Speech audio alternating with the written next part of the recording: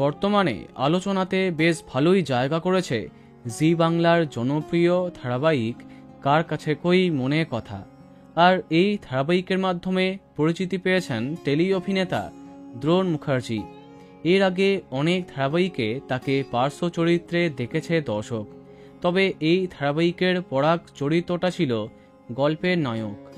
ছিল এই কারণেই বললাম, কেননা বর্তমানে হঠাৎই বদলে গেছে গল্পের নায়ক।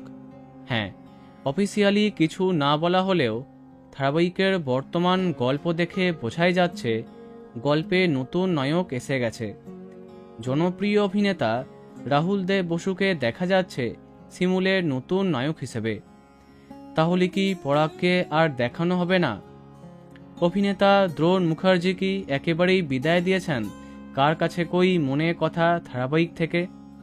বলা বাহুল্য, শিমুল পরাগের জুটি কখনো জনপ্রিয় জুটি হয়ে উঠতে পারেনি, তাই টিআরপিতে পিছিয়ে পড়ে কার কাছে কই মনে কথা। নতুন নায়কের আগমনে আর নতুন সময়ে টিআরপিতে কী প্রভাব পড়ে সেটাই দেখতে চায় কর্তৃপক্ষ। তাই গল্প থেকে উধাও থাকছে পরাগ।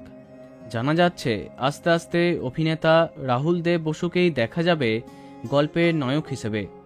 তাহলে কি পরাগকে আর দেখানো হবে না? উত্তরটা সময় দেবে। এখন দেখা যাক কি হয়। নায়ক যদি একেবারেই বদল হয় তো তোমার কেমন লাগবে কমেন্টে জানাতে পারো। ভিডিওটি লাইক এবং শেয়ার করো। এই রকম আরও অনেক ভিডিও পেতে সাবস্ক্রাইব করো কারেন্ট বস। ধন্যবাদ।